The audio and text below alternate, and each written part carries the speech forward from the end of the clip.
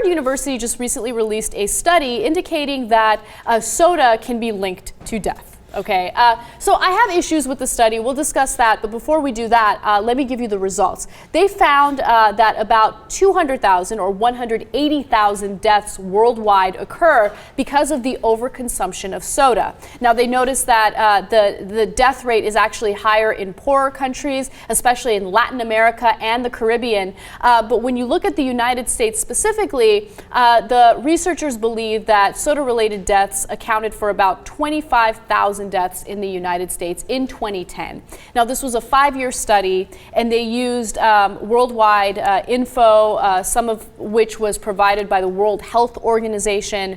But I should also note that this study has not been published in a peer-reviewed journal yet.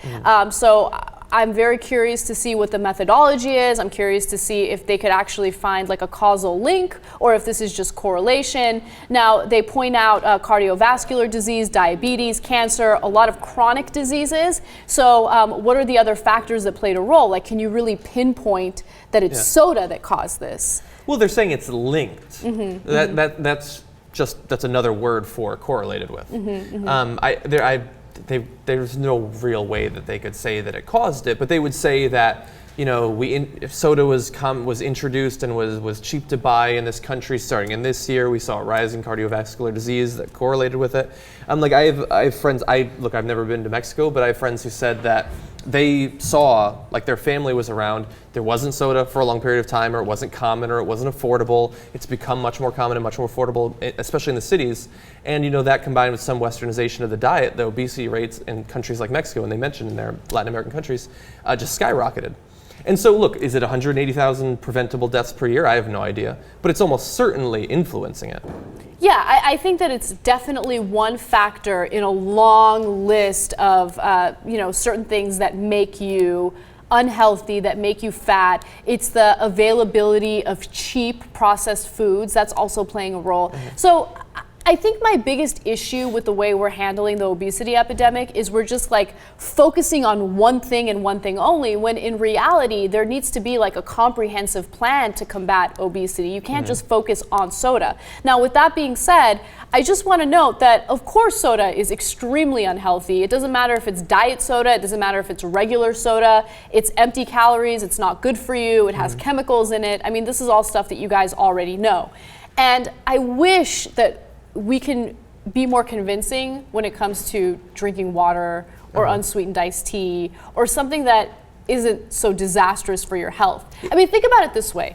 Oh, sorry to interrupt you, but I mean, there was a point, I was in like 10th grade and I got fat.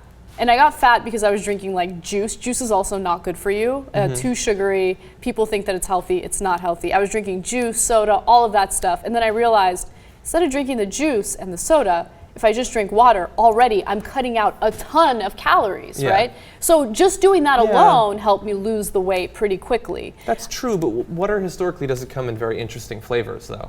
Soda, tons of flavors. Much more interesting. No. Look, people don't like when we tell them not to drink soda. Like, and we're not. Sorry. Okay. Can I just be honest with them for a second? Yeah, I'll talk later. All right. Thank you.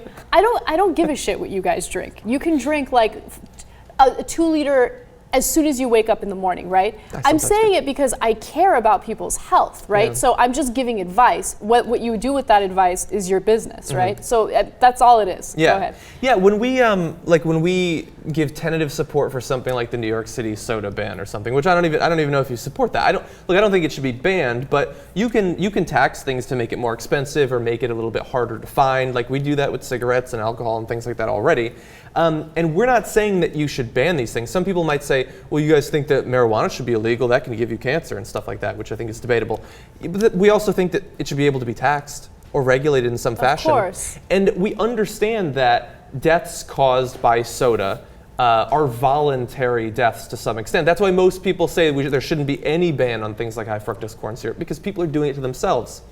That's sort of true. These deaths are voluntary to the extent that you don't think that the billions of dollars spent on advertising is in any way money well spent. Like, you apparently think that advertising is a complete waste of money, or else we'd have to concede that it's at least to some extent not voluntary, that this advertising does affect us psychologically and makes us more likely to consume things that aren't necessarily healthy for us.